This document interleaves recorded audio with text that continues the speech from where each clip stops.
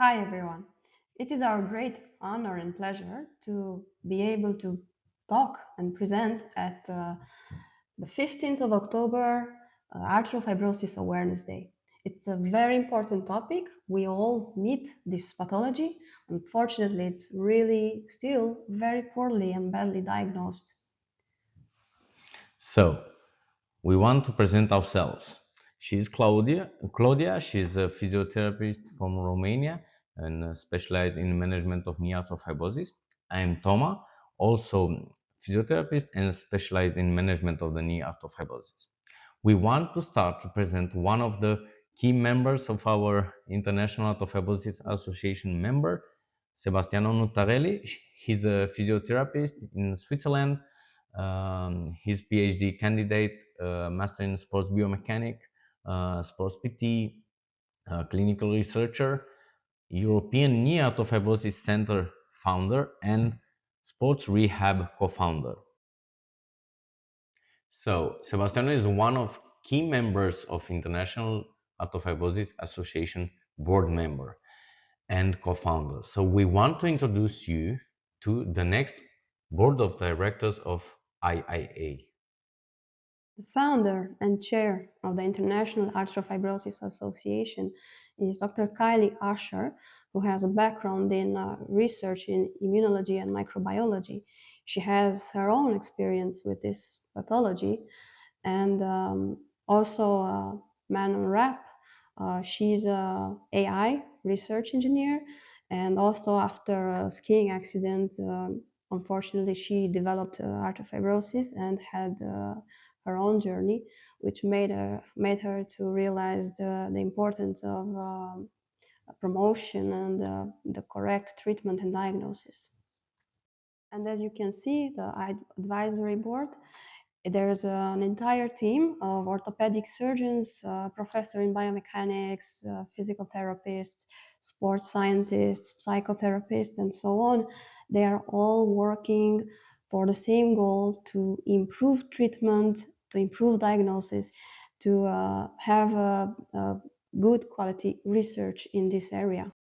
So basically, all this team, together with the founder, Kylie, are working to connect, create a movement, and support research, and most important, to provide the right information for both physical therapists and clinicians, but also patients, which is very important.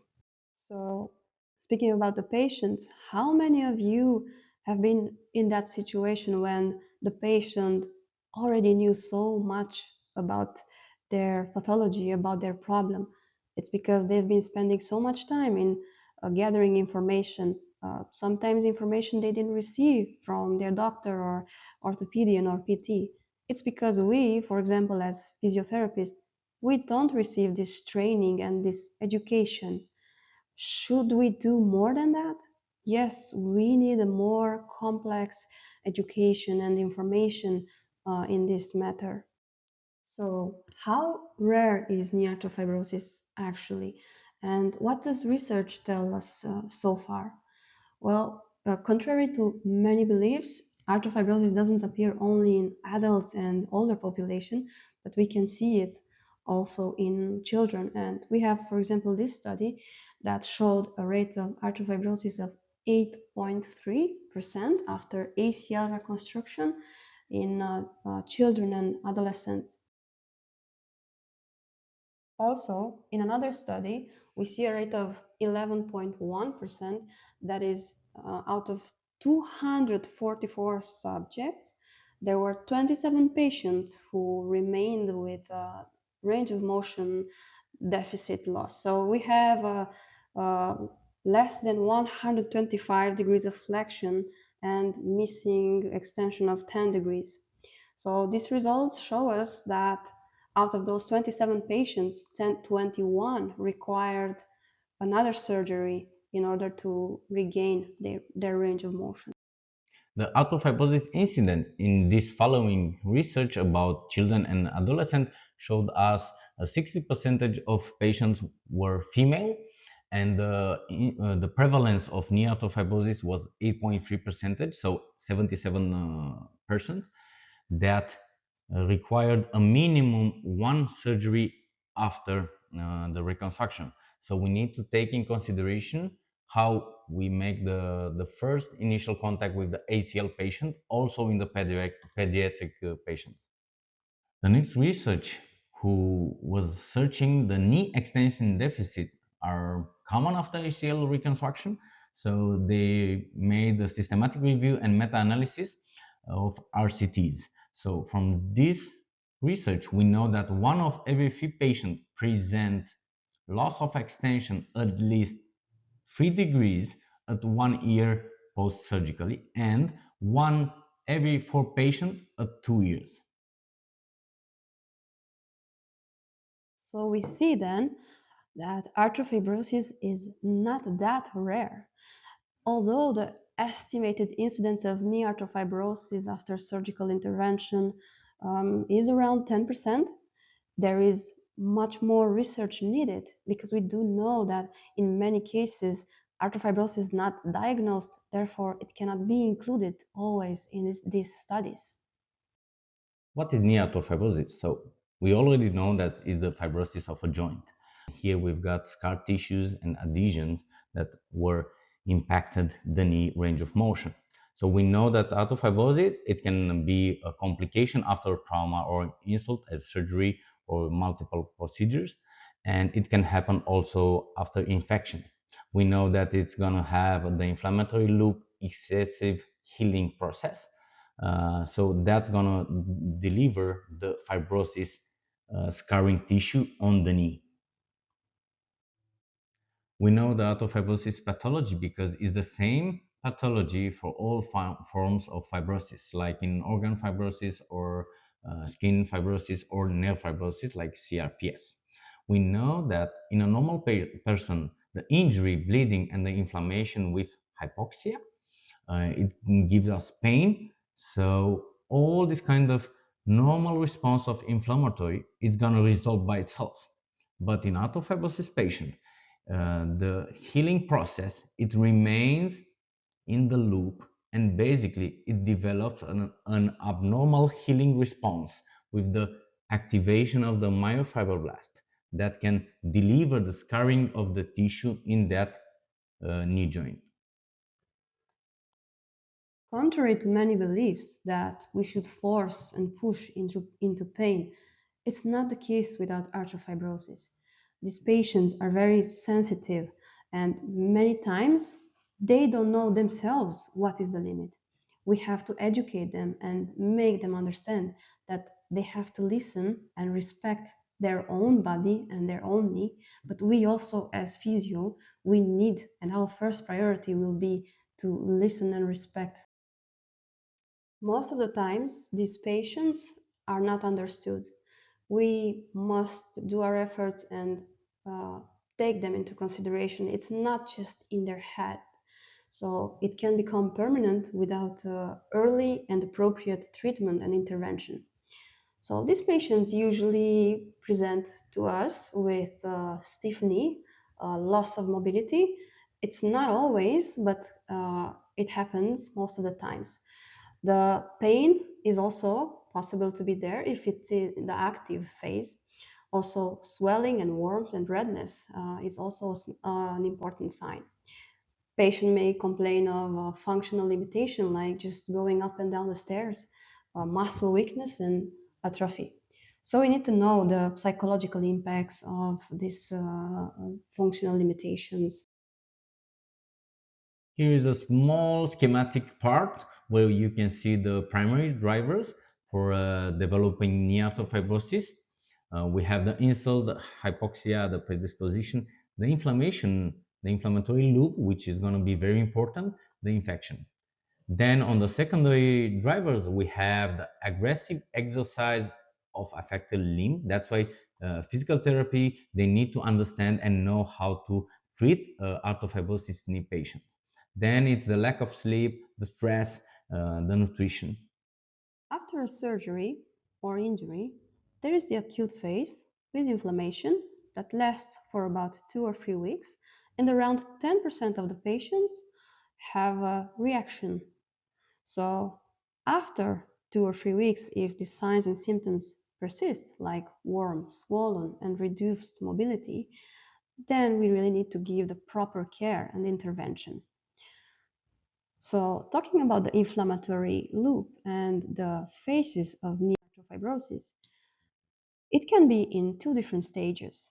Knee arthrofibrosis can be in an active phase when the condition and the inflammation is active, the scar formation is a continuous process, or there is the residual knee arthrofibrosis where the joint remained with stiffness, so limited range of motion due to the established scar tissue, but the active inflammatory deposition phase has resolved. Here is more schematic um, path of the neartofibrosis between the active and the residual phase.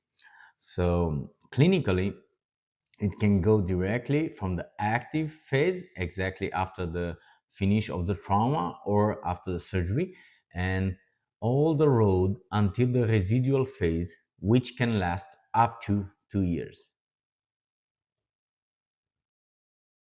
The range of motion loss for this kind of patient, it's the result of some or all of these fibrotic process. The myofibroblasts actively contract and adhere to the tissue, preventing the movement. So that's why we can have the adhesion of the myofibroblast, the fibrosis, scar tissue. It's filling up the spaces in the joint. Then the scar tissue is gonna become more stiff to protect. Then we have some fibrosis in muscle and tendons, and also the calcification into the insertion of the tendon on the bone. We can have the problem in range of motion and especially the loss of extension. But why we have the loss of extension? We have some factors. If the infrapatellar fat pad it's gonna be stiff, then we have a loss of extension. We can have losses of extension because of the posterior capsule, the femoral notch, if it's ACL involvement, the hamstring muscle because they will start shortening because they want to protect off the pain, so they want to reduce the stress in the joint. Then we have the cruciate ligaments, which depends on surgical case. We can have loss of extension because of this. We have here a systematic review and meta-analysis of randomized controlled trial that the result is that 1 of 3 patients present with loss of extension at more than 3 degrees at 1 year after ACL reconstruction. So it is very important for us to work and establish the extension as fast as we can, but pain-free. After the loss of extension, we know that we need to see and assess why the patient has a loss of flexion. The flexion is impacted by the suprapatellar pouch or medial and lateral pouches. Then the retinaculum of the patella and associated ligaments, they can be again contracted and also compacted with scar tissues. The quadricep muscle can adapt and shorten because we want to protect due to the pain. Then we can have the loss of flexion based on the infrapatellar fat pad and the medial or lateral extra-articular tissue and ligaments. The infrapatellar fat pad plays a very important role when it comes to knee arthrofibrosis. It's almost always inflamed, so surgery-wise, it needs special and extra care. The infrapatellar fat pad can cause pain during or after activity, weight bearing. So we should always monitor carefully and increase it gradually. A swollen hypertrophic infrapatellar fat pad due to the fibrotic changes can cause impingement due to inflammation. We can see here in this video that together with the patella and the tendons, the infrapatellar fat pad glides. So it has a motion.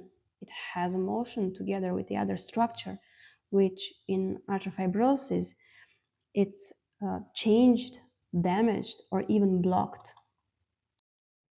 So looking at the knee from the outside, the aspect is changed. You can immediately or almost immediately that there's something different. It's not because the knee is necessarily swollen only with liquid or blood. The knee is invaded by fibrotic tissues. It's packed with scar tissue. The same aspect can be observed from a lateral view. For example, like there's something not right with the aspect like of the patella from the lateral part. Here also we have an example of severe limitation of knee extension and also knee flexion. Based on the following, we have the updated classification of arthrofibrosis, which was made in 2016 on the consensus knee arthrofibrosis statement. So we can split it between flexion loss, extension loss, mild, moderate, and severe. To make a diagnostic of knee arthrofibrosis, we need to take in consideration the symptoms of arthrofibrosis, and we need to rule out all the other causes. To rule out some diagnostic separately than knee arthrofibrosis, we need to take in consideration that maybe the patient can have a bucket handle tear or cyclic lesion or a ACL malpositioning graft or CRPS. All of them can cause a restriction of mobility, pain, maybe swallowing. So we need to take in consideration all other pathologies to rule them out. For clinical evaluation of the patient with knee arthrofibrosis, we need to assess the patellar mobility, the anterior interval palpation. We need to see the joint flexion, extension, and rotation range of motion to see exactly if we have a deficit of extension based on the scar tissue, the fat pad, or the patellar mobilization. And after that, we need to assess to see the central sensitization, if the pain is very, how high is the pain, if we have mechanical allodynia. If so, we need to refer the patient also to a chronic pain management specialist. Here is a final chart that you need to take in consideration and the takeaway message from us. If we have an arthrofibrosis patient that he's diagnosed, we have all the criteria to put him in this kind of pathology, then we need to see and assess if he's an active arthrofibrosis patient, what we need to take in consideration for this kind of part. But if he's a residual arthrofibrosis, then we need to assess different things, different exercises, different kind of structure and education for him. So we need to educate our patient, we need to educate the family, we need to educate our colleagues in different branches. So all in all, we need to take into consideration the psychological impact. So the arthrofibrosis can be devastating besides the fact that it is debilitating. Many of these patients are not understood by their own family members. They need support. From this point of view also, we need to sometimes talk with the entire family and try to encourage them to be a team and support each other. Also in the clinic, it may be helpful to have an open space type of PT. When they see other patients, they socialize, they feel included in the therapy. Also, their mood swings can change from day to day, and we need to take extra care and extra focus on this. So if you want to go into the education part of the knee arthrofibrosis, we have the International Arthrofibrosis Association, where we have 1 day knee arthrofibrosis training specialized for professionals. So here you can learn a lot. You can learn how you need to have the first reaction of PT, which is crucial for all the patients. That's why we need to understand the evaluation, the practical part, and then how you assess and implement your protocol for knee arthrofibrosis patient. So if you want to learn more about knee arthrofibrosis, then we can take a look with the courses held by Sebastiano Nottarelli, member of International Arthrofibrosis Association, and also the lecture for the following courses, which is gonna be in USA, in Romania, in Italy, in Netherlands. So if you want to learn how to assess, to treat, and to work with knee arthrofibrosis patients, you can contact us. We would like to close this presentation on the 15th of October, Arthrofibrosis Awareness Day, as ambassadors of the International Arthrofibrosis Association. I am Claudia. And I'm Toma, and we want to bring special thanks to Sebastiano Nottarelli for his support and for his education. Also, we want to thank to International Arthrofibrosis Association, and keep in mind that we have first, do no harm.